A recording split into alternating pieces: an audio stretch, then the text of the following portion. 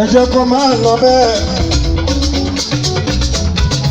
Tó bá péjọ mẹ́ta tí a ríra ẹkú àti làkúra. Bàbá Popular kú kalẹ̀.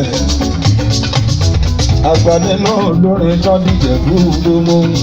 Popular Jingo.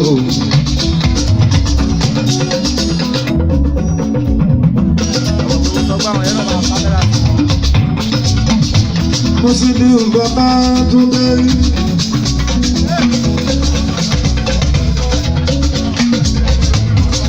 Mo sì ní ìwé kúkú dàbí orin wa, ìlú wa, àgbọ̀dé wọ́n fàdólè. Tèmi lágbà ó sọ bí òkè lágbo egungun jọ bí.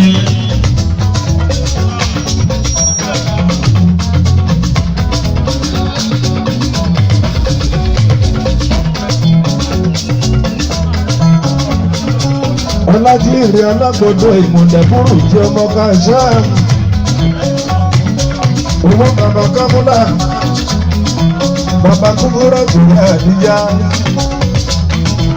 Ó sì kú wà náà. Ọlájíire ọgọmọdé sọlá.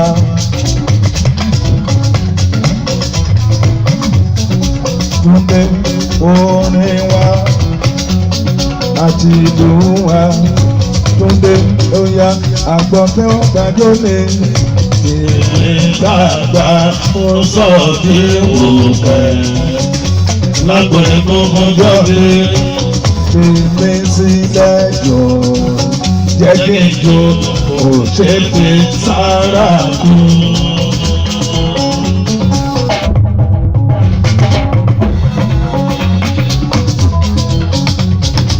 Bàbá tó dé ìṣọ̀lá ẹ máa gbọ́.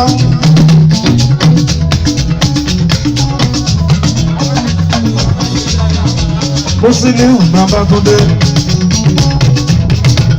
Ìṣòro tó nà bí mi sí. Ibẹ̀ láti wọ̀ mí dàgbà.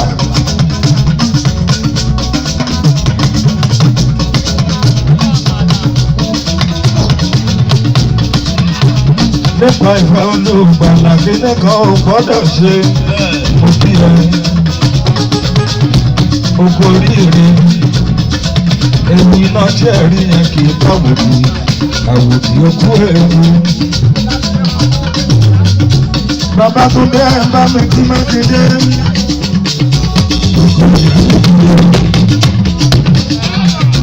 Gbogbo ọ̀rọ̀ ọmọ abatẹni jẹ́. Mo kí wọn.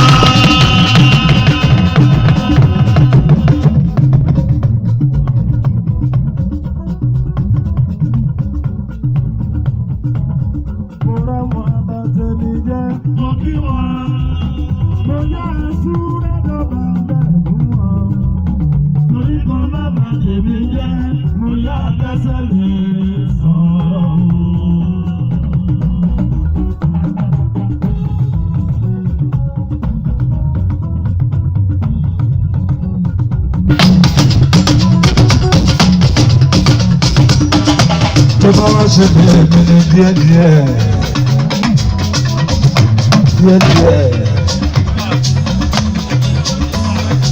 kó má lè lálejò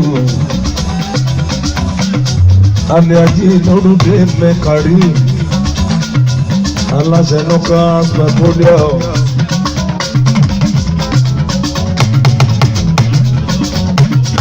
Aláṣẹ Lucas Venture.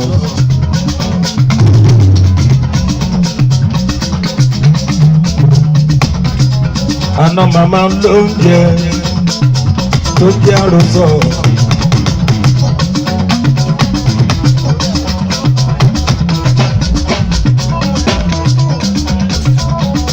Nurudeen Alówólé alias Bàbá Bẹ́ẹ̀.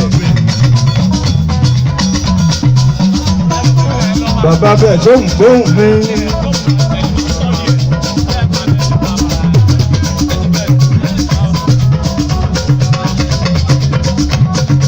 Gbogbo pọ̀mọ́ ńláńlá tó ń bẹ lẹ́kọ̀ọ́ àwọn Bàbá Bẹ́ẹ̀ ló ń jẹ́.